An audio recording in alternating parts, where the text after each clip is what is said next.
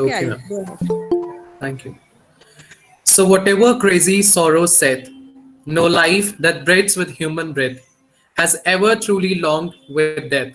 With these lines, as I, Ayush Zavedi, welcomes you all on this OSH session.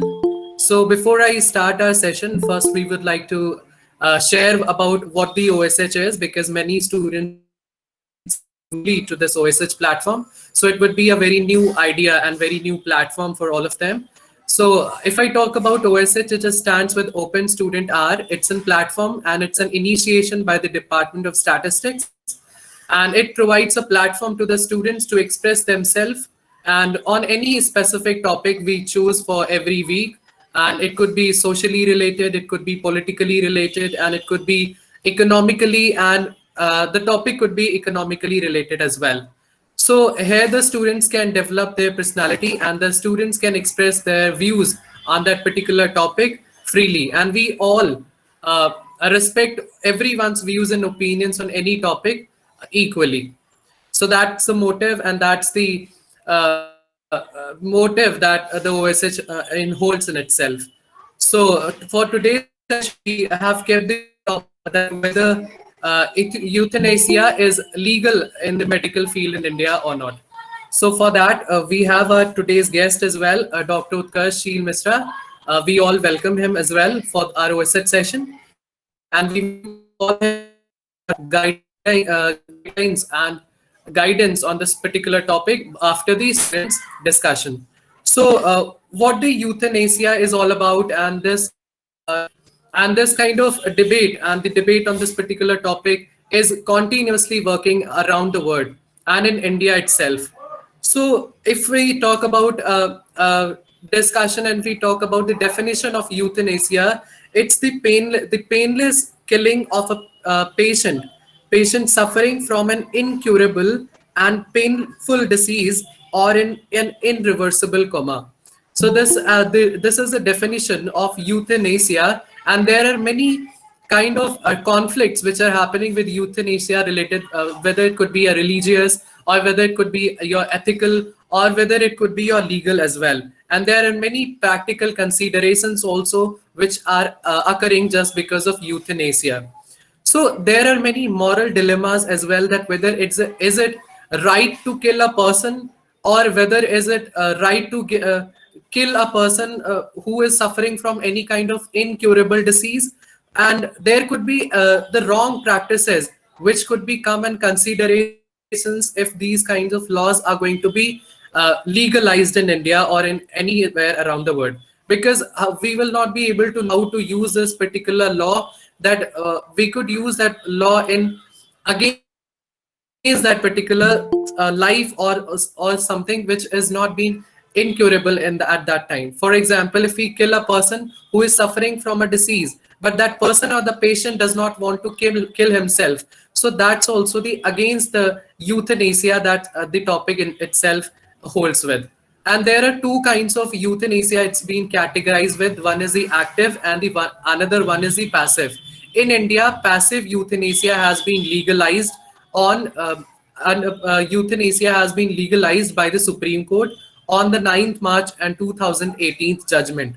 So what the active and passive euthanasia is, active euthanasia is when you take any action to kill someone. For example, if you give any kind of injection or any kind of chemicals to a person to kill him or her, that's called the active euthanasia. And the passive, if you take out something, necessarily things which a person needs for living his life, for living the quality of life, that's called the passive euthanasia. And in India, passive euthanasia has been legalized. And there are many other kinds of euthanasia as well, which has been categorized on the basis of different categories, on the basis of different things. First is the voluntary euthanasia. It means if the patient itself gives the consent that he or she wants to kill himself or herself, is called the voluntary euthanasia. And the second is called non-voluntary euthanasia. If the person or the person who is suffering from any kind of incurable disease is not himself or herself is able to express that whether he or she wants to kill himself, then their family members, their relatives, their parents could give the consent to give the euthanasia to that particular patient. For example, if you talk about for a child who cannot talk, or who cannot say that he or she wants to take an euthanasia, so at that particular time the non-voluntary euthanasia comes into existence. And there is also the third kind, that is called the non-voluntary that's called involuntary euthanasia. In this particular euthanasia, there is not the need of patient's consent. We directly kill that person, and that's also because he or she is suffering from any kind of incurable disease. So I think there is lots of debate on this particular involuntary euthanasia, and it should not be legal as well. Sorry. And the fourth one is a physician and assistant suicide. If any patient himself kills himself just because he is suffering from any kind of incurable disease, that also comes under the euthanasia. As I recently talked, that there has been a recent judgment on euthanasia on 9th March 2018, on which the Constitution bench was being led by our Chief Justice of India, Deepak Mishra, and he has given the judgment that Article 21, which is a right to life, also includes the right to refuse treatment and die with dignity. That's also called the passive euthanasia, that could also be incurated in our right to life. That's Article 21. And there has also been the introduction of the concept of living will, that if somebody has already written in his will that if my age comes of 80 or 85, then if I come under any kind of incurable disease, then please don't treat myself, you can give me euthanasia at that particular time. So these are called the living wills that has been introduced, and the concept of living will has also been accepted from the Supreme Court side. So last, I would like to wrap from here, and then I will start a discussion with the student side. So at last, I would like to quote few lines from the Justice Chandrachud. He said that modern medical science should balance its quest to prolong life with need to provide patients quality of life. One is meaningless with the others. So this was from all my side. So first the students that I would like to call for this session is Anshika Singh. Please unmute herself and you can express yourself.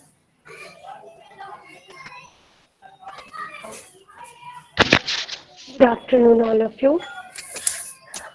आज के विषय पर चर्चा करने से पहले इसके बारे में कुछ बातें समझना ज़रूरी है। मैं इस विषय में कुछ ज़रूरी पहलुओं के बारे में बताना चाहूँगी।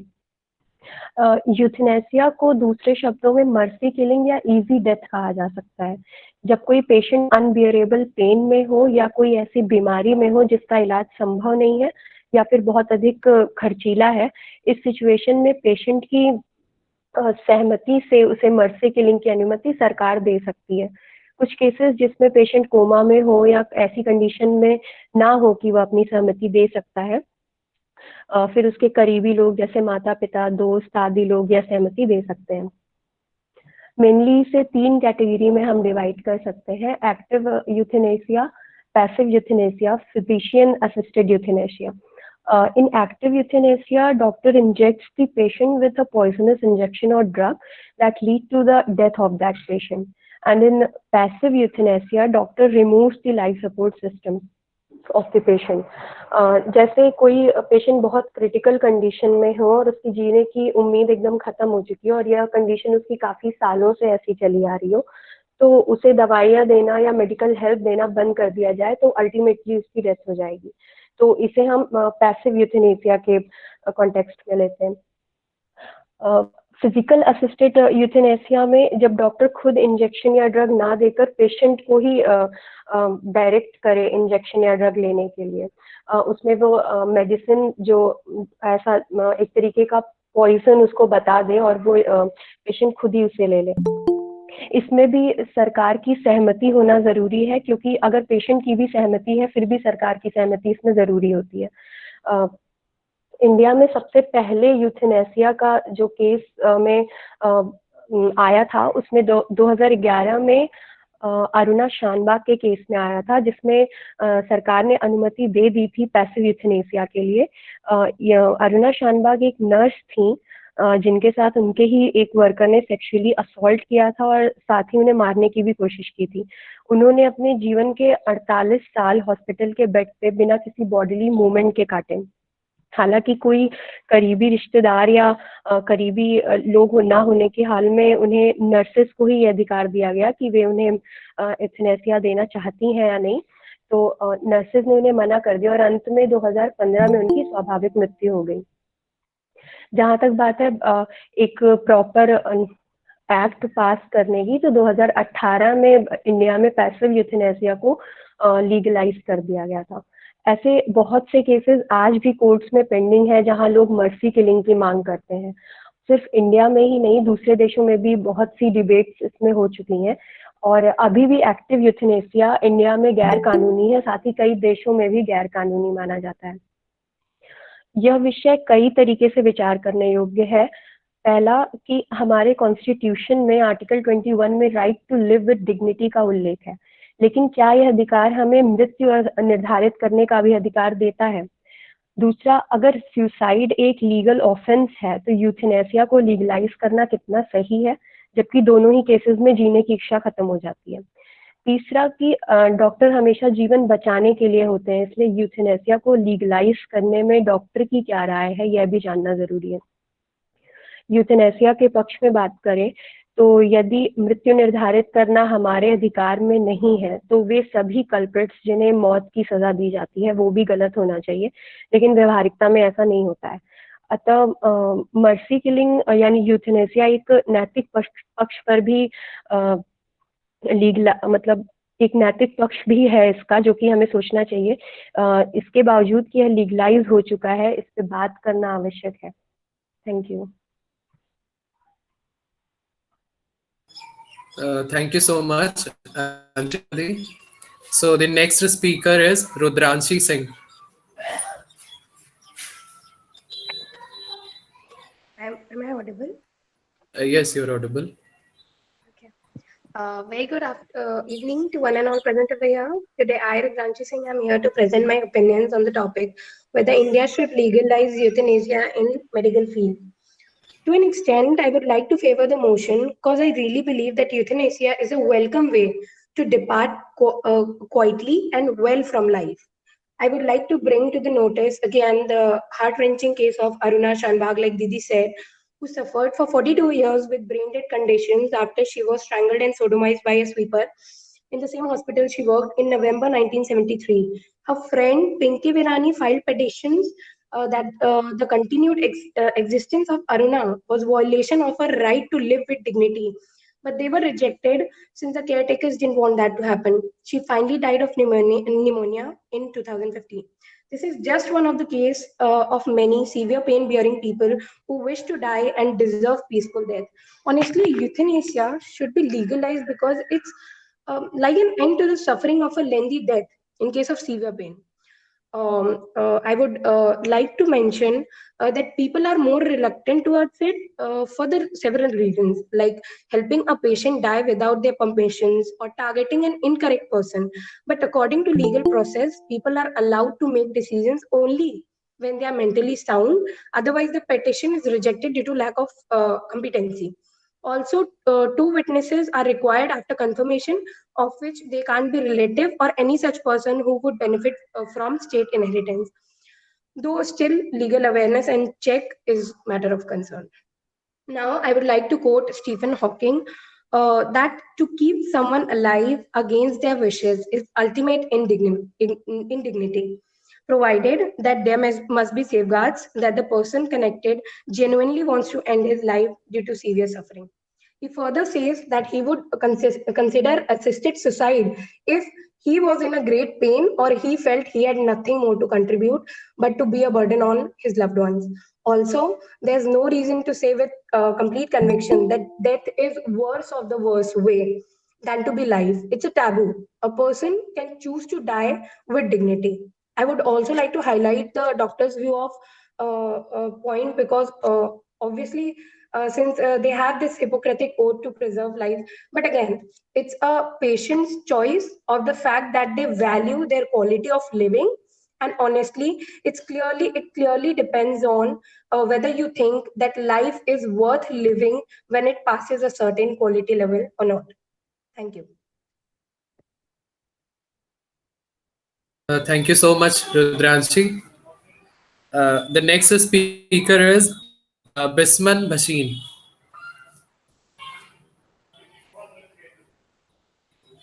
She's here. Am I audible? Yes, you're audible. Okay.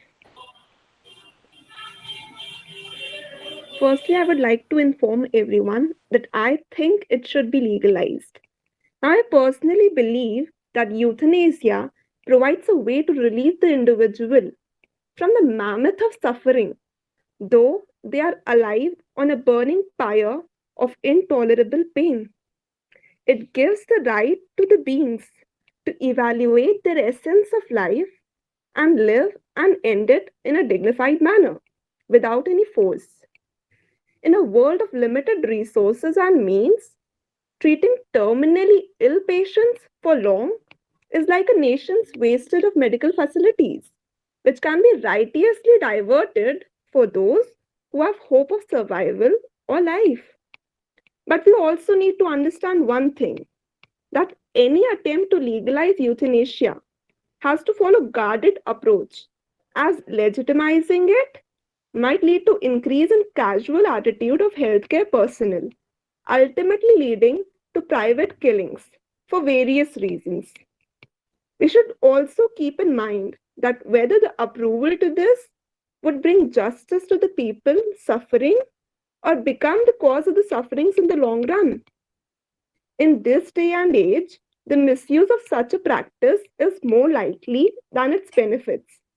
For a nation like India, it is a slippery slope to tread on, as this practice may be done by those who are corrupted or by the weaker minds.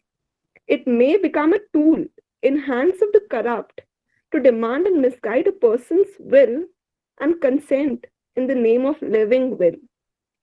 If at all it were to be legalized in India, there would be requirement of stringent and well-structured laws that would guarantee the consent and will of the individual, monitoring the failure of all medical resources and methods to revive the person, intentions of the caregivers and medical officers, proper ways to ensure that no abuse of the law takes place, and the review of circumstances under which the euthanasia is to be allowed.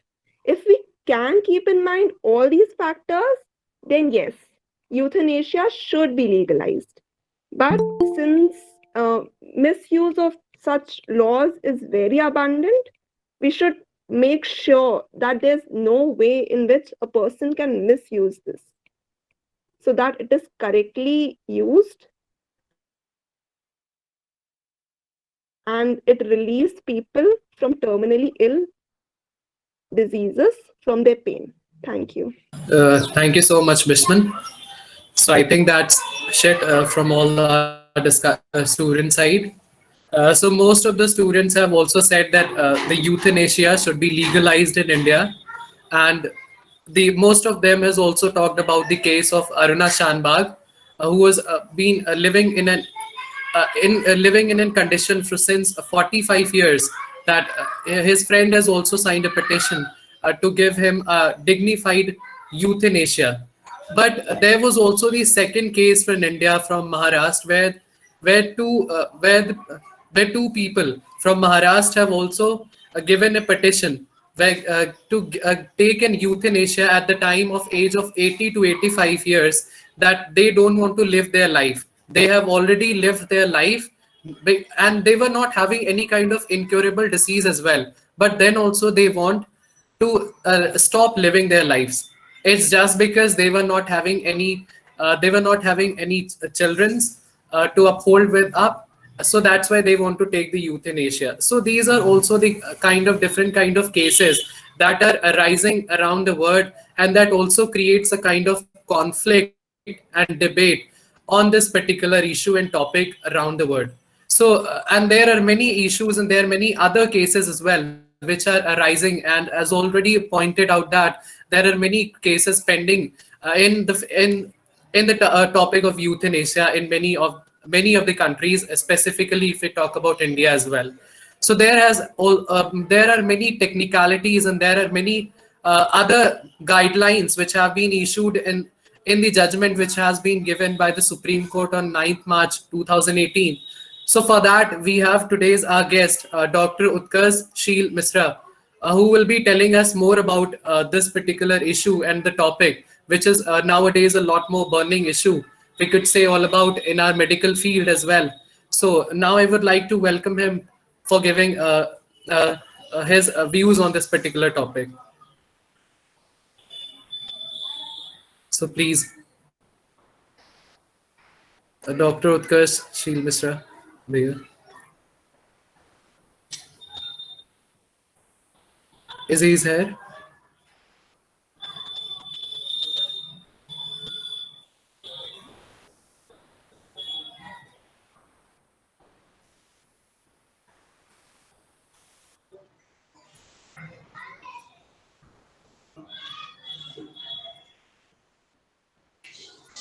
Please unmute himself. I think he's writing some issues with the mic. So till Utkarsh's mic works, we are having today with us a very renowned ENT surgeon, Dr. Pankaj Srivastava also. So I would like also to invite him to share his views on this particular topic, which is highly debatable. So welcome, Dr. Pankaj Srivastava, and thank you for joining us. And please share your some views upon this. Thank you, Professor Sheila. Thank you, all the distinguished members. And this is very surprising that during my whole studies of, say, 12, 15 years, we have never such discussions in our medical college. So this is very new to me also. It's basically a 50% social problem and 50% medical problem. So it's a very good discussion going on. So I'll be having more knowledge. I myself will be having more knowledge on this subject. But in my view, the euthanasia, it is a social, as I said, it's a social, more social than the medical problem. And the social, euthanasia on the background of mental maturity of the patient, maturity of the society, economical maturity. So it has to be taken in the background of all these. You cannot pick up a single patient's history or a problem, and we can decide for all. So we are having patients of depression. So they are having phases of severe depression, and in that time they may have a request for application for euthanasia. So that will be wrong. So it's a very long discussion, and the society has to be really mature to have a single type of any law or something on that. So we have to have very long discussion, I think, before reaching to a single law for all. And I am not in a favor of having any law on euthanasia, because patient or a person, very extreme cases are rare. Suppose someone is having pain for long time, incurable disease which is really causing problem to the patient and the family, or if someone is having in coma for 40 years, he is actually dead, practically dead. So these are extreme cases, no problem. There should be a way of having euthanasia. But intermediate cases, or patients are having who are having some problem, economic problem, you cannot decide on that. So that was on my view. Let us see what Utkarsh has to say. Dr. Utkarsh. Thank you. Thank you so much, Dr. Pankaj. Definitely, your views are really very, very important because, as you said, the suicide rates are like rising at alarming level all over the world. And if we talk about India, it is more problem in women, the Yes. depression, the high suicidal rates and tendencies. So in that situation, definitely it is going to be more misused by the person against himself also. Yes, yes. Yeah, and maybe misused for others as well. So it is really like two-sided sword, you can say. Uh, Yes. if you are going to grant it, it is having some other implication, and if you are not granting it, then there are other people who are advocating for the life with dignity. So I think personally, like for each and every individual case, the discussion must be there.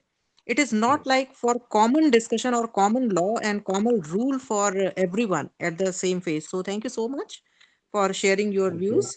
And now we would like to hear from Dr. Utkarsh what he has to say. Hello, good evening, one and all. I hope I'm audible right now. Yes, yes. Yes, yes. Thank you so much for inviting me to this platform. And this is a very healthy and a very necessary discussion that is going on. And so far, I have come across the students, who presented this topic about euthanasia. They have spoken very well about it, right? About the means, about the types of euthanasia, the active method and the passive method, and the voluntarily involuntary. So this is, as Dr. Pankaj said, it is more 50% a medical issue and a 50% social issue. Basically, the term euthanasia, it basically means, it is derived from a Greek word which means good death. So, a good death means to relieve a particular patient from suffering and maintain his dignity and reduce the course of dying when dying is inevitable. So, euthanasia is correctly applied to certain diseases in which death is imminent. You know the patient is going to die, and to prolong that period of the disease or prolong the course of disease, it is not right. If you have a method, either it is a treatable disease, you treat, and if you know the outcome is going to be in the favor of the patient, then it is fine. That is what we as doctors do. But as a medical professional, when you know that, no matter how much treatment you give, no matter how many interventions you do, regarding the patient's particular status and the current status, the patient is not going to survive, then euthanasia comes into play. And that too, not in every situation. For example, if the patient's age is around 90 years, and the life expectancy of India is around 69, 70 years. So the patient's age is 90 years, so he is technically living 20 years ahead of India, when it comes to life expectancy.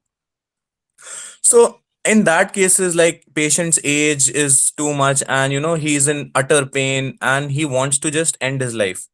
Because certain disease, in most diseases and most chronic diseases, depression comes a long way. So as Dr. Pankaj said correctly, we cannot, according to the what patient said, when he was depressed while being in the disease, the mental status of the particular patient is important as well. So we cannot rely on the patient's patient's needs or what he says when he is undergoing the treatment of the disease. Because many diseases present with depression as a core symptoms. If you're lying on the bed for like 1 month, 2 months, you will automatically feel depressed, and during that time your will to live, it decreases. That you have lost all the hope that you won't be able to live, so you want to die. That's a different case scenario, so we have to consider that also. And so, as somebody pointed out, the Aruna Shanbag case, which was in 1973, she was a nurse in Mumbai who was strangled and raped by her sweeper only. So what happened in her case, when she was strangulated, the blood supply of the oxygen supply of the brain, it decreased, and she went into a persistent vegetative state. Persistent vegetative state is a coma in which you are basically like you don't have any basically you're in a coma. She was in a coma for around 45 years. Then a friend of hers in 2011, she said that she is in such a state of coma and we want to perform euthanasia on her. The Supreme Court rejected her plea because she was a nurse, and the nurse was trained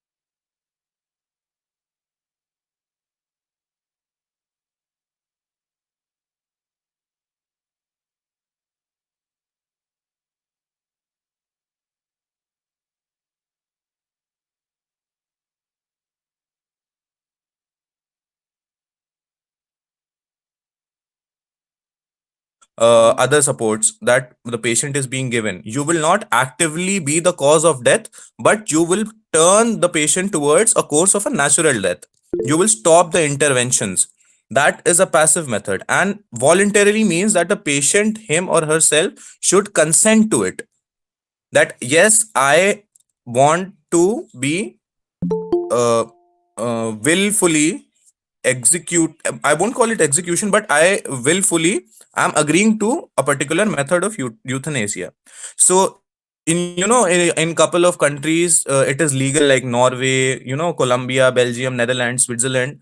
It is completely legal. Euthanasia, including active euthanasia, is also legal in these countries. Now, when it comes to voluntary euthanasia, we have seen movies in which there are elderly people who have a card or who have a tattoo saying DNR, which stands for do not resuscitate, which in turn translates to a form of euthanasia, like you don't want to be resuscitated. Like, please do not resuscitate me, or please do not give me any form of emergency medication if I am pronounced dead or if I'm in a life threatening situation. So that should also be considered. But in Indian scenarios, where there is so much misuse of so many laws, this requires strict monitoring and strict laws and strict implementation. Otherwise, so many laws are being misused. A very common example, there are laws against rape, there are punishments for rapes, but rapes happen on a daily basis. So just making a law is not enough for a particular things to cease. You have to implement it and create awareness about it. And otherwise, euthanasia in cases like these, where you perform euthanasia, these are very rare, like very peculiar conditions which arise in a day-to-day basis. And somebody spoke about suicide, like if suicide is illegal, then how can euthanasia be legal? So on that, I want to say that decriminalization of suicide happened in 2017, Indian Mental Act of 2017. Now suicide is not a crime anymore. That's why, earlier in the section of 309, it was punishable. Suicide, attempt to suicide was a punishable offense, which is not so anymore. It has been decriminalized. And as a medical profession, somebody says, Hippocrates oath आपने ली है, तो आपका तो काम है कि आप patient की जान बचाना आपका काम है. आप पेशेंट की जान ले कैसे सकते हो? तो द थिंग इज दैट कि डॉक्टर व्हेन इट कम्स, जैसे आप अगर नेचुरल कोर्स देखो, तो अगर आपको एक फॉर एग्जांपल कोई डिजीज होती है, खांसी जुकाम होता है, तो आप उसके लिए भी तो दवाई लेते हो. You take medicine for a normal cough and cold, right? So that is also interfering with the nature एक तरीके से आपको, बट वो आपके फेवर में है. That's why it's favour in the favour of the human beings, it's favour in of human kind. That's why we don't say anything. ऐसे nature के साथ तो हम लोग at every point we are interfering with the nature. आप कोई भी चीज ले लो, जो आपके घर में लकड़ी लगी है वो भी पेड़ काट के लगी है. जो आप फॉसिल फ्यूल्स यूज करते हो गाड़ी में, that is also, that's coming from the nature itself. So it is a very, it's a topic of a debate, and it's a very long discussion कि मतलब हम लोग do we support this fact कि हाँ, the person who is responsible for saving lives, should he or she end the life? And अगर आपको उसके अलावा पता है, if that is the only option that you've got, आपको पता है कि आप इसको कितना भी ट्रीटमेंट देते रहो, he or she won't get better, then you can think about it. Otherwise, none, जो not just a medical professional, कोई भी इसके फेवर में नहीं होगा कि you should wilfully kill a person, क्योंकि that will amount to murder. आप मर्डर कैसे कर सकते हो? But in certain cases where there is no other way, आपको पता है कुछ नहीं होना है, आप कितना भी रिसोर्स लगा लो, उस पर कितने डॉक्टर्स लगा लो, उससे फर्क नहीं पड़ता, then you can go for it. And इसका प्रोटोकॉल क्या होता है, आप ऐसा नहीं है कि आपके हॉस्पिटल में कोई पेशेंट आया एंड सडनली यू डिसाइड कि अच्छा नहीं, ट्रीटमेंट नहीं काम कर रहा, चलो यूथनेसिया दे देते हैं. ऐसे नहीं होता है. You have to take advice. आपके लिए आपके साथ 2 विटनेस होने चाहिए. जो डॉक्टर का बोर्ड है वहां उस पर्टिकुलर हॉस्पिटल का, उसका कंसेंट होना चाहिए. The treating doctor should consent, और उसके बाद द स्टेट विल इंटरफियर, और उसके बाद जो करंट मैजिस्ट्रेट होता है, जज होता है, उसकी परमिशन लेने के बाद ही यूथनेसिया सैंक्शन होता है. So it's a process in itself. और yes, in certain condition it should be allowed, but my conclusion is that in certain cases it should be allowed, but we should be very vigilant about it, and we should create more awareness about it, and strict guidelines and strict protocols should be made, and it should be implemented thoroughly. That's the main point. And that is it from my side. Thank you so much. Thank you so much, sir. You have very beautifully explained all the things about the topic, and we all have also got understand about what the euthanasia is all about, and whether it should be legalized in India or anywhere around the world or not. So one thing that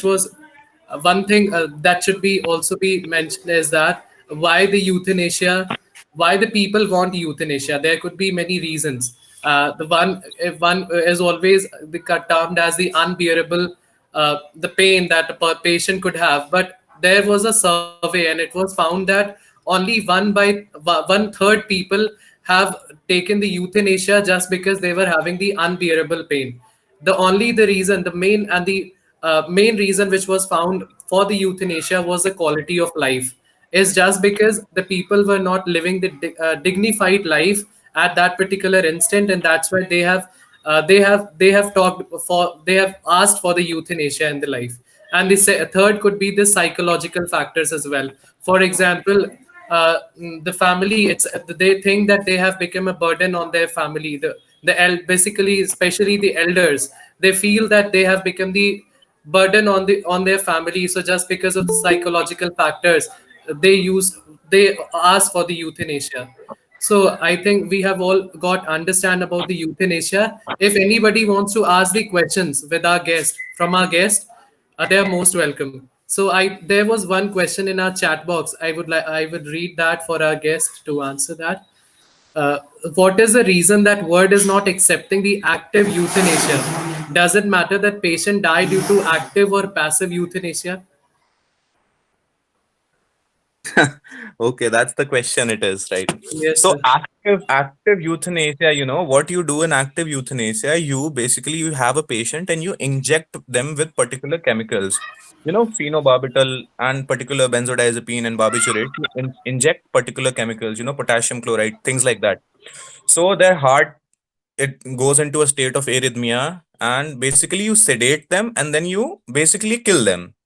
So, doing that, it is legal in particular states, particular countries. As I told, Norway, Colombia, Belgium, it is euthanasia is completely legalized in these countries, both active and passive.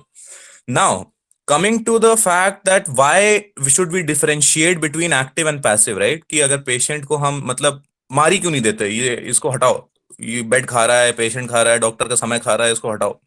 So that is ethically wrong, in the sense it can be misused in so many ways. In so many ways, you cannot imagine. अब आपको मतलब आपको हम एक I'll give you a very crude example. एक गांव का आप सिनेरियो लो, जहां पे गांव की जमीन है एक आदमी बूढ़े बाप की, और बेटा कुछ काम वाम नहीं कर रहा है, उसको उसकी जमीन चाहिए, तो वो तो सीधे क्या देगा कि हाँ खांसी जुकाम हो गया, मेरे पापा को मार दो, एक्टिव यूथनेसिया का केस हो गया ये.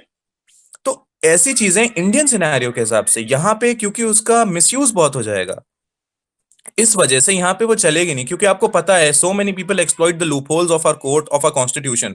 तो अगर आप ऐसा कोई रूल दे दोगे जो मतलब सीधे सीधे वो एक्सप्लॉइट करेंगे, then it will become way more chaotic than anybody has imagined. That's why you should not go for active, मतलब where it can be implemented, well and good, ठीक है. जहां पे people are mentally sound, वहां जहां पे people are intelligent, the entire nation is literate, intelligent, and social, economically, mentally, सब जिनका solid होगा वो लोग, because it's an act of bravery, I'll say. मतलब कोई आसान बात नहीं होती, हम लोग तो यहाँ पे बात कर रहे हैं, but when you actually step in the scenario, when you will as a medical professional कि आप इसको मारने जा रहे हो, और जरूरी नहीं है कि every time a person will consent to it. Sometimes people से दैट आपके according to the medical professional हो सकता है कि आप समझ रहे हो कि हाँ चलो he is a ideal candidate for euthanasia, but the patient कह रहा है, पेशेंट सीरियसली रिफ्यूज्ड, वो बोल दे रहा है सीधे सीधे कि नहीं मुझे नहीं चाहिए. उस केस में you can not perform euthanasia.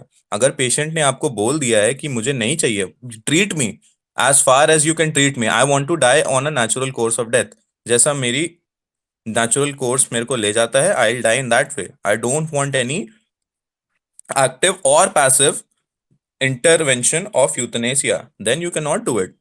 So that is it. And हमारे यहाँ पता है, ये यूथनेसिया तो वेस्टर्न कल्चर में वेस्टर्न टर्म है. हमारे यहाँ इन Hinduism and Jainism, there is there was this ritual called Santhara in Jainism, and Prayopavesa in Hinduism, which meant we fast till death.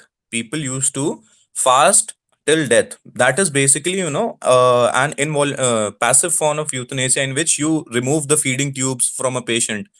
ये तो अब हम लोग मेडिकल टर्म्स में बोलते हैं, मगर हमारे यहाँ कितने समय से चला आ रहा है कि वो लोग खाना खाना छोड़ देते थे अगर उनको लगता था ऐसा कुछ कि मतलब अब हम नहीं, मतलब अब we are at a point where no intervention can save us, then they used to stop eating food and then they had a natural course of death. So this is a form, you can say, euthanasia, जो पुराने जमाने में rituals के तहत मतलब religion में incorporate किया गया था हमारा. So that is it, that's it. So any other questions, any other queries amongst any of you?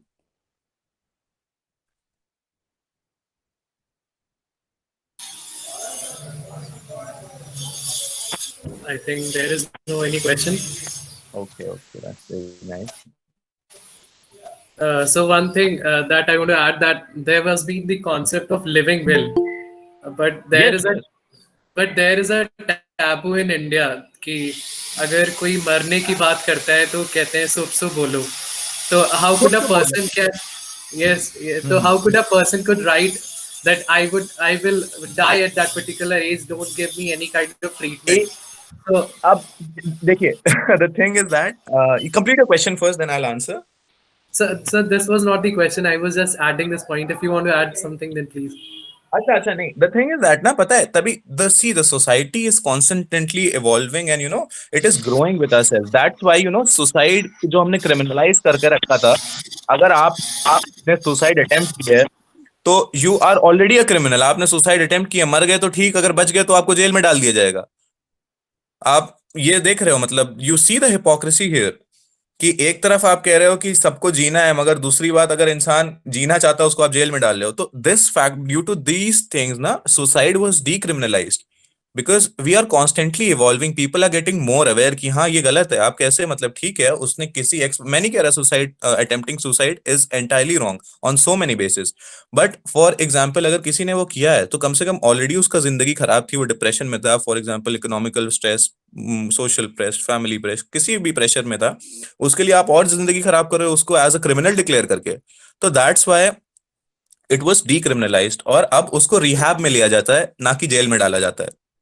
तो things like this we are constantly evolving. और जब कहते हैं यहाँ पे कि हाँ शुभ शुभ बोलो, अब सही जाहिर सी बात है, कोई बाय चॉइस जो इंसान यूथनेसिया का कैंडिडेट होगा, आप सोचो उसने बाय चॉइस तो ये भी नहीं बोला होगा कि हाँ मुझे ये डिजीज हो जाए, ये बाय चांस ही उसने जरूरी थोड़ी, मतलब कौन ऐसा बोलेगा कि अच्छा मुझे इस कंडीशन पे जाना है जहां पे मेरे पास चॉइस हो कि हाँ मुझे मरना है कि नहीं मरना है.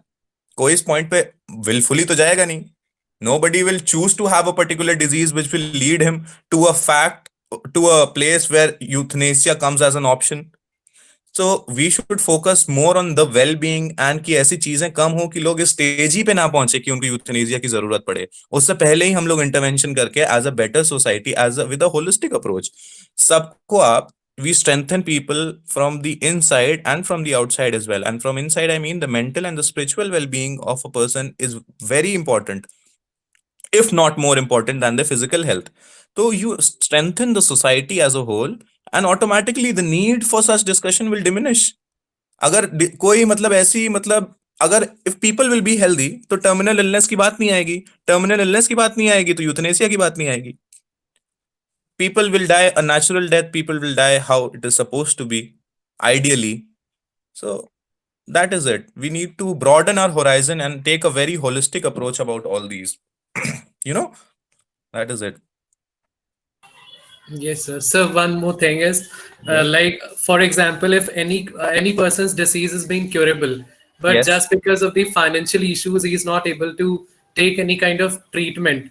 So Right. if in that particular case he or she wants euthanasia, will it be justifiable or not? No, it is not justified. It is so not justified. It is absolutely not justified, and I'm entirely against it. See, financial being, there are so many policies. I'm talking about our country. There are so many policies and programs laid down by the government for diseases like HIV.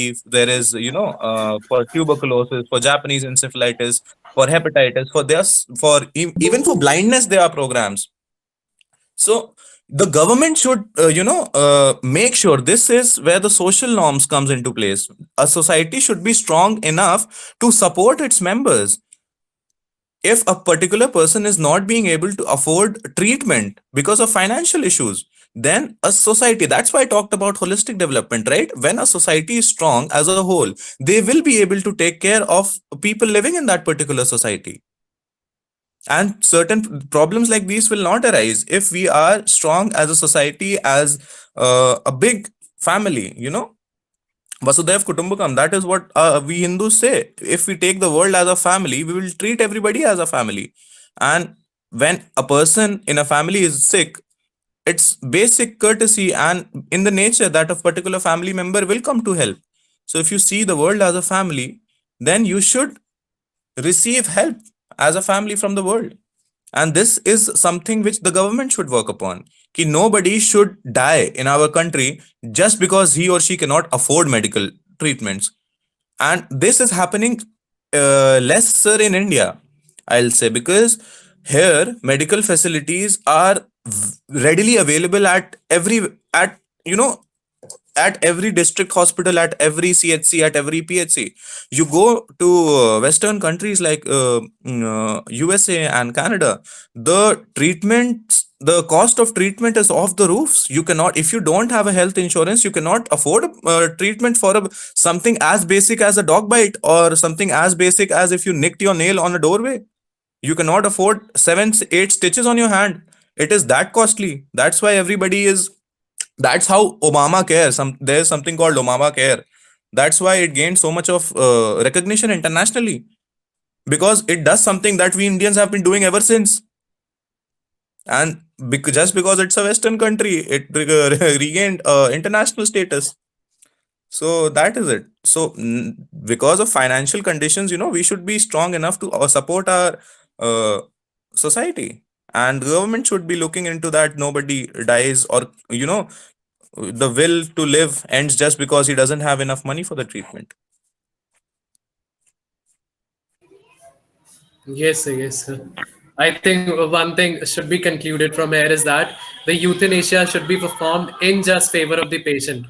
Yes, it should absolutely be in the favor of patient. It is the definition says it should relieve suffering, maintain the dignity, and reduce the course of dying when the death is inevitable. So you are doing everything in your hand. You are killing the patient basically just because you think it is better for the patient. Yes, So sir. it is considered from a patient's point of view. Whatever is best for the patient, that should be done. Yes, sir. I think that was all that we all could conclude from this. So, for the presiding words, we would like to call Professor Sheila Mr. Ma'am to please. Thank you, Ayush. This discussion has really been so overwhelming, and it is really heartening to see all the youths discussing such an important issue, because that shows your sensitivity towards life and life of everybody, whether they are willing to live or they are not willing to live. Still, as a society, as a youth, you want to discuss whether it is justifiable or not. यहाँ पर जैसे दो examples भी doctor उत्कर्ष ने दिए, कि India में euthanasia दूसरे नाम से प्रेवलेंट रहा है, जिसको आप संथारा कहते हैं। जैसे जैन मुनि में अभी बहुत ही पॉपुलर तरुण सागर जी जैन मुनि हैं, वो थे, पर उन्होंने जब उनकी देखा कि उनकी इलनेस बहुत बढ़ गई, उस समय उन्होंने सभी दवाइयाँ और मेडिकल सपोर्ट या इस तरह की जो चीजें थी उसको डिनाई कर दिया, and then he chose the death. तो वो धीरे धीरे उन्होंने अपनी डेथ को चूज किया, और इस तरह की डेथ पर कभी भी कहीं भी कोई पाबंदी नहीं थी। लेकिन इसका भी एक दूसरा पक्ष है। एक जैन परिवार के बच्चे ने, 5-6 साल का बच्चा था, उसकी दादी ने भी यूथेनेसिया किया, और उस यूथेनेसिया में वो जब दादी के रूम में जाता था, वो देखता था कि she is not eating anything, she is not taking anything, और जब वो जाता था तो उसके सर पर वो हाथ रख दिया करती थी, ब्लेसिंग्स दे देती थी, और उसके पेरेंट्स बताते थे कि दादी पूजा कर रही है, दादी भगवान का ध्यान कर रही है।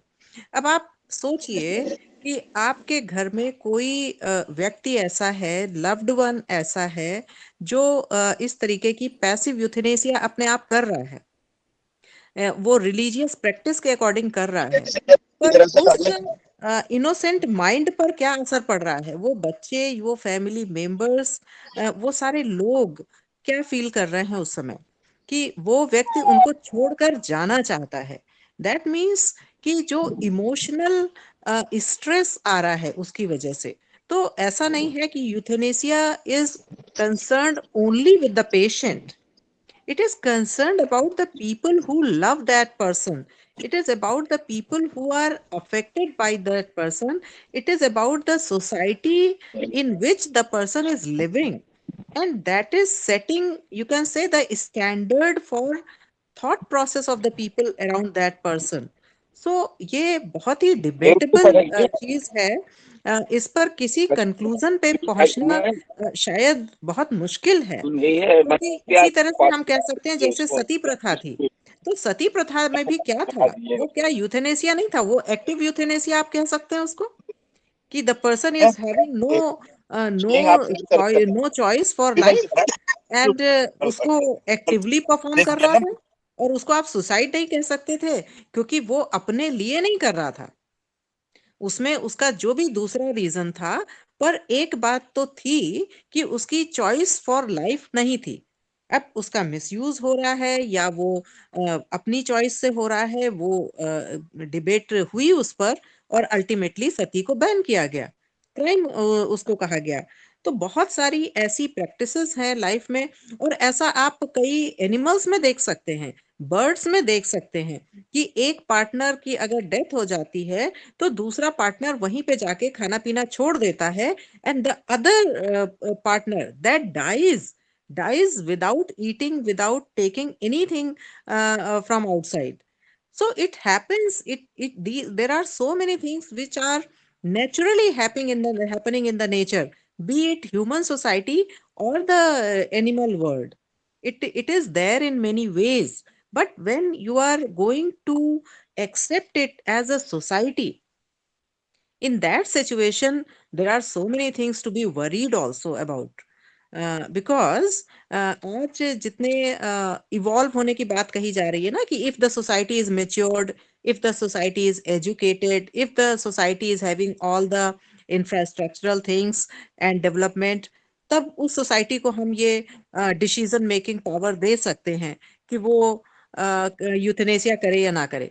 पर सोचिए, आज जितने हमारे एफ्लुएंट कंट्रीज हैं, विशेष करके अगर आप एग्जाम्पल हमेशा देते हैं यूएसए का, कनाडा का, यूरोप का, स्वीडन का, नॉर्वे का, बहुत सारे ऐसे एग्जाम्पल्स देते हैं, फ्रांस का, तो यहाँ पर जो मेंटल इलनेस है वो तो अब एक्सट्रीम्स पे पहुंच रही है। वहां पे लोगों की जीने की इच्छा खत्म हो जा रही है। वहां पे 20-25 साल का यूथ भी नहीं समझ पाता कि आगे उसे क्यों रहना चाहिए, आगे उसकी लाइफ में क्या है, what is there to look forward, they don't have anything. और ऐसी भी जगहें वहां पर पॉपुलर हैं जहां पे लोग कहते हैं कि वहां जाके लोग सुसाइड करते हैं, जा करके घूमने के लिए जाते हैं, और वहां पे उनके अंदर ऐसी फीलिंग्स आती है कि नहीं, अब जीने के लिए कुछ है ही नहीं। तो ऐसी सोसाइटी जो पूरी तरह से कंज्यूमर वाले मोड में जी रही थी, और उसने इतना कंज्यूम कर लिया अपनी अर्ली स्टेज ऑफ लाइफ में, 15-20-25 साल का होते होते उसने दुनिया की सारी चीजें कंज्यूम कर ली, उसने सब कुछ देख लिया। अब उसके बाद उसको कोई नई चीज एक्साइट करने के लिए बची नहीं। तो unless they are philosophically evolved, we will say, they will not be able to get the purpose of life. They are losing purpose of life at a very early stage. और वहां पे अगर इस तरह के कॉन्सेप्ट को आप popular कर दें, तब तो फिर सोसाइटी में बहुत मुश्किल होगा कि जिएगा कौन, बचेगा कौन।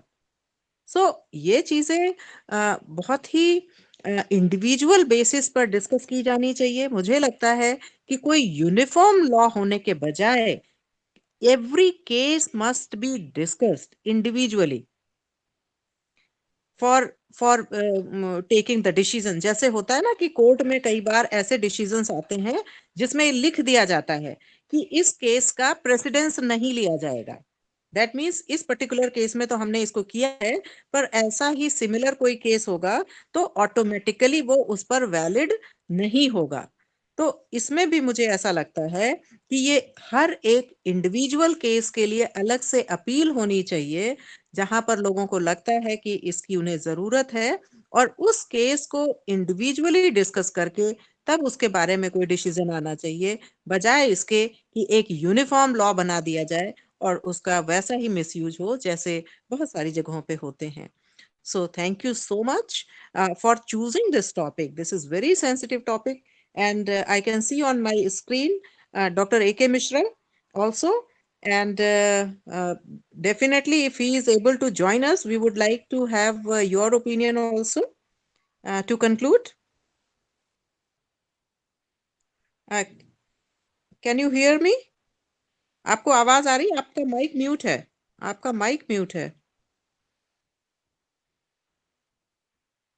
आपका माइक म्यूट है। आपने योगा द लाइफ स्टाइल्स के नाम से ज्वाइन किया हुआ है, ये किसी और का फोन लग रहा है, पर आपका माइक म्यूट है, आवाज नहीं आ रही है।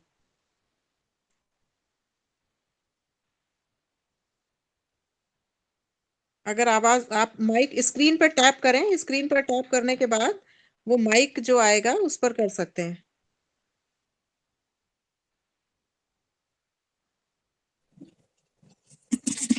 Hello.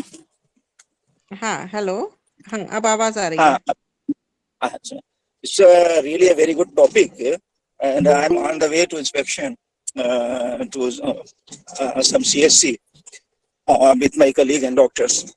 So, guys, we are listening, during our movement. So, uh, all the speakers, they explored the pros and cons of this particular topic. Still, one thing is for the constitution of the highest court in India, that is the Honorable Supreme Court. If those persons, particularly this topic is for those persons who are under treatment and they are at their terminal stage. They can't be saved by any sort of medical treatment whatsoever, the surgical or medical or anything. And if they are admitted in the hospital, so what should the person, and they are having tremendous pain, or so what should be the decision of the Honorable Supreme Court for that one? Where that should be the mercy killing should be allowed for the patient or not? Still, it is under the consideration of the Supreme Court of India. So, they don't allow mercy killing. Still, it's a matter of discussion. That's why I think particular topic, and the opinion may be, because the things are pros and cons are there for this topic. But ultimately, you, Utkarsh, and you also told about the this in Jainism, how they do all these things. But in my opinion, it must be considered if that patient is having tremendous pain that cannot be saved. So what I feel, there should be a thought of mercy killing for that one, a peaceful killing, that death for that person. But once, because we don't know, the medical science is not a complete science even at present, when the science we have a very developed medical science, and all these equipments, so many things are there. So whether we are not able to know, exactly whether that patient can be saved or not. So this is the only point. That's why the Honorable Supreme Court is not giving the opinion, or not giving the order for the mercy killing of any patient, even at the terminal stage. But this should be considered by the highest court, and this should, and without the permission of the highest court, particularly the medical professionals can't do the mercy killing for that, for any patient, even at the last stage, at the terminal stage, and even if they are having intense pain and other things. So this is a very good discussion, and it should go also even after this one, this should be discussed. और pants भी है So, yeah. बेर pants हैं ये Hello. Hello. आ रही है आवाज आपकी? हाँ, तो मेरा यही कहना है कि जैसे आप लोगों ने सारी कहा कि एक ऐसी स्थिति होती है कि मेडिकल साइंस ये नहीं कह सकता लास्ट स्टेज में भी कि ये व्यक्ति अभी डेथ इसकी हो जाएगी या इतने देर में डेथ हो जाएगी या इतने समय में डेथ हो जाएगी। तो जब हम इस स्थिति को बताने की स्थिति में नहीं रहते तो हम किसी को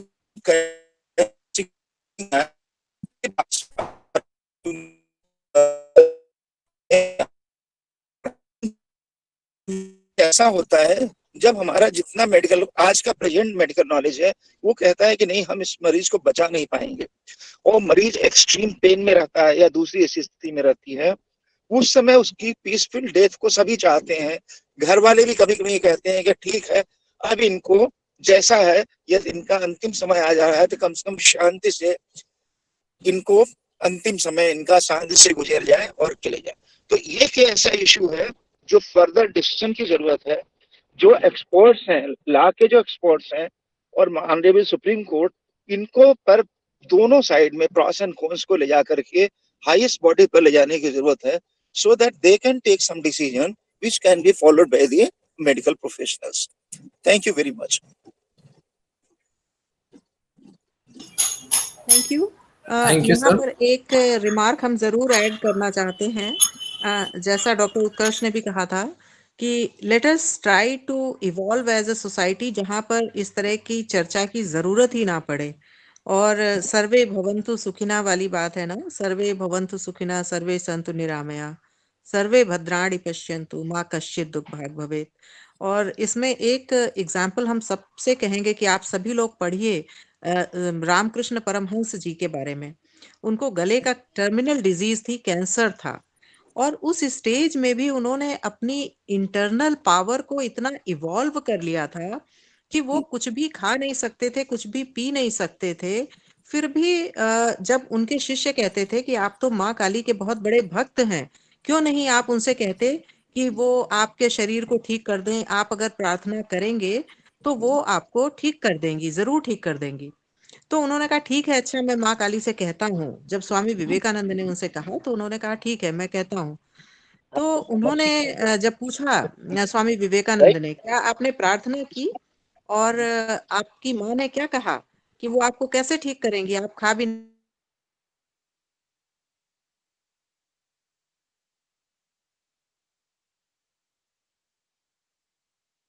तू सिर्फ अपने मुंह से खाता है, अरे तेरे पास इतने सारे लोग हैं वो खा तो रहे हैं और तू उनके मुंह से क्यों नहीं खाता।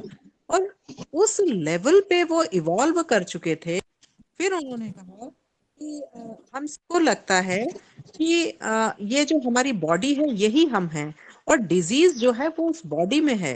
अगर आपके पास इतनी इंटरनल स्ट्रेंथ है कि आप अपनी कॉन्शियसनेस को अपने किसी पार्ट ऑफ द बॉडी से विड्रॉ कर लो, जो कि वो अक्सर कर लेते थे वो समाधि की अवस्था में पहुंच जाते थे और उस समय उनकी बॉडी कॉन्शियसनेस एकदम जीरो हो जाती थी। तो he doesn't use to feel pain, जैसे कि आप एनेस्थीसिया देने पे करते हो ना, जिस समय आपने बेहोशी का इंजेक्शन लगा दिया तो किसी को फील नहीं होता।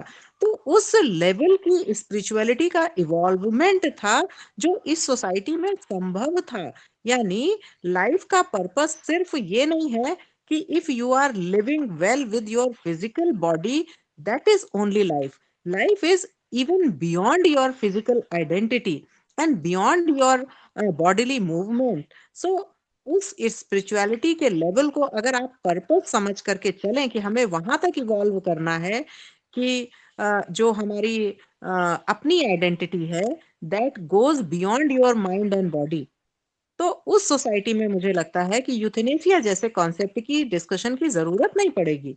हर आदमी अपने लाइफ के चरम लक्ष्य को सिर्फ बॉडी के कंफर्ट या बॉडी के आराम से जोड़कर नहीं देखेगा। उसका लक्ष्य है कि वो अपना रियलाइजेशन करे, अपने आप को समझे, पहचाने और जो सुपर कॉन्शियसनेस जो परवेडिंग ऑल है उससे अपने आप को मर्ज कर ले और जब ऐसी सिचुएशन में व्यक्ति पहुंच जाता है तो फिर हालांकि ये आसान नहीं है, इसके लिए बहुत साधना की जरूरत होती है, पर वो भी एक पॉसिबिलिटी है, क्योंकि हमारे आपके जैसे इंसानों ने अपने इसी लाइफ में इसी धरती पर इसको करके दिखाया है। तो हम सबको इवॉल्व होने की कोशिश करनी चाहिए, अपने को इंटरनली स्ट्रेंथन करने की कोशिश करनी चाहिए, सोसाइटी में एक सभी के वेल बीइंग के लिए प्रेयर भी करनी चाहिए, एफर्ट भी करना चाहिए, और let us not be in a pessimistic mode कि killing is the only option. हमको हमेशा ऑप्टिमिस्टिक होना चाहिए कि there may be different ways of overcoming the pain और द सफरिंग, क्योंकि pain is something which is there, but not necessarily each pain is a suffering. For example, अगर mother child को birth देती है, she is in a great pen, you can say वो इतना बड़ा pen होता है कि वो शायद अपनी जिंदगी में किसी और दूसरी कंडीशन में नहीं होता वुमेन को, but that is not a suffering, that is a pain. Labour pain से बड़ा कोई पेन नहीं होता, ये कोई भी वुमेन जानती है इसको, ठीक है, पर that is not a suffering, she enjoys hello that pain, hello because उस पेन के बाद उसको एक होप है, एक आशा है। तो हर सफरिंग पेन को कन्वर्ट ना करें हम सफरिंग में, but extreme cases, yes, as many doctors in the panel discussion, they said that that could be an option. So that is a point of discussion. Thank you. एक मैं इसके बाद एक मिनट लेना चाहता हूँ। इधर Aditya, you can give it. Hello. Yes, yes, we can listen to you. मेरा ये बहुत अच्छी चीज को प्रोफेसर शीला मिश्रा ने दो आयाम पे यहाँ रखा। एक आपने जो जैन मुनि का रखा कि उन्होंने एक ये है माइथोलॉजी में हमारे है, जैनिज्म में है कि उन्होंने एक जब टर्मिनल स्टेज पर जा करके और व्रत लेकर के अन्न ग्रहण करना छोड़ करके और अपना एक तरह से वो नेचुरल है, नेचर की तरफ क्लोज जा करके है। दूसरा आपने कहा जो स्वामी रामकृष्ण परमहंस की बात आई, रामकृष्ण परमहंस ने सारा नेचर पर, प्रकृति पर छोड़ दिया। उनको एक्सट्रीम दर्द था, वो कुछ खा नहीं पाते थे, गले का कैंसर था, इसके बावजूद भी ये नहीं हुआ कि मर्सी किलिंग की बात नहीं है। जो किलिंग की बात आती है वो चाहे कि हमें दर्द है, हमें परेशानी है, that can not be saved. तो जो ये जो बेसिक एक कॉन्सेप्ट है कि जिसने पैदा किया उसी को अधिकार मारने का है, उसी को अधिकार, आपको जिसने जीवन दिया उसी को जीवन को लेने का भी अधिकार है। उसके अतिरिक्त किसी भी व्यक्ति को या किसी भी संस्था को ये अधिकार नहीं है कि वो किलिंग की बात करे। तो मर्सी के साथ भी किलिंग शब्द आता है, किल शब्द आता है, जो आपके इसके डिसेंडी में आज के टॉपिक की जो मीनिंग दी गई है। स्वामी रामकृष्ण परमहंस ने किलिंग नहीं किया, उन्होंने नेचुरल वे में अपने इस शरीर को जो पंचतत्व से बना है, इस शरीर को नेचुरल वे में जाने दिया। This is natural death. And मेरी आर डूइंग कोई भी आर्टिफिशियल डेथ, यदि मान लीजिए आर्टिफिशियल इंस्ट्रूमेंट पर भी है, कार्डियोवास्कुलर सपोर्ट पर भी है कोई व्यक्ति, वो लेकिन यदि आप हटाते हैं तो आप जानते हैं कि हटाते ही वो मर जाएगा। तो आपने सपोर्ट ना दिया होता तो नेचुरल वे में उसकी डेथ होती, कोई बात नहीं है। लेकिन जब आपने सपोर्ट दे दिया, मान लीजिए कार्डियोवास्कुलर सपोर्ट ही दे दिया आपने, कार्डियो रेस्पिरेटरी सपोर्ट आपने दे दिया, तो उसको हटाने पर, यह जानते हुए कि हटाने पर डेथ हो जाएगी, देन दैट इज कि हाँ डेलिबरेट डेथ हो गई। और इसको कहीं भी स्वामी रामकृष्ण परमहंस ने इसके अगेंस्ट किया, उन्होंने अपने को नेचुरल जो मृत्यु से का आलिंगन है उसको करने दिया। तो ये कंसिडरेशन जो माइथोलॉजी के दोनों पार्ट है, चाहे वो जैनिज्म का एक पार्ट हुआ, दूसरा किलिंग का आज का जो कॉन्सेप्ट है, और इसी के लिए है कि ये प्रॉस्पोन्स हैं दोनों तरह के थॉट्स, इसीलिए बहुत सारी कंट्रीज हैं चीजें नहीं ले रहे हैं और वो कह रहे हैं कि मर्सी किलिंग को हम नहीं करेंगे, और हमारे यहाँ भी सुप्रीम कोर्ट ने अलाउ नहीं किया है। स्टिल हमें बहुत सारे, जो मैंने कहा कि इसके दोनों तरफ पक्ष और विपक्ष की तरफ से डिस्कशन हो सकता है, लेकिन it's a very difficult topic to take decision. हम जब दोनों अपने मैथोलॉजी के लोगों को देखते हैं तो दोनों, चाहे स्वामी रामकृष्ण देखते हैं तो उन्होंने भी मर्सी किलिंग नहीं होने दी, इतने दर्द के बाद, इतने परेशानी के बाद। Thank you very much. Thank you so much, sir. So I would like to quote one thing, that life is just misery left between abortion and euthanasia. So thank you so much, sir, and thank you so much, Professor Sheila Mishra ma'am, and thank you so much, Dr. Utkarsh sir, for adding the valuable points on this particular issue. And we have talked all the legal perspective, medical perspective, the mythological perspective, and the spiritual and all the ethical perspective on this particular topic. And the one thing all have been concluded is that this topic is all a debatable topic, and we will be having a lot more to discuss and lot more to think about this topic. But then also the one thing could be concluded, and one thing could be concluded all from the session, is that all the euthanasia issues will all be confined with the patient's will and all the patient's desire itself. So that's it for all the for this OSH session. I think this was a wonderful and wonderful session that we have held today. And thank you so much once again to all our guests, those who have joined this session, for making it more fruitful for all of us. And once again, thank you to all the OSH participants and all the other participants, those who have joined the session, for making it more fruitful for all of us. So thank you once again. And now this is a wrap for Thank us. you, Ayush, for conducting it so beautifully. Thank you so much. Thank you so And much, ma'am. congratulations. Congratulations to all OSH people. And thank you, Utkarsh, Mr. Sir, also, once again. Thank you so much. It was an amazing session conducted by you, Ayush, and it Thank was you. literally a fruitful one. And keep on having more discussions on topics which are socially relevant. And OSH is doing very well. Good luck to all the team, and keep doing better. Keep evolving as a society. You guys are the core member of the society. Please help it in any and all the way that is possible. Thank you so much.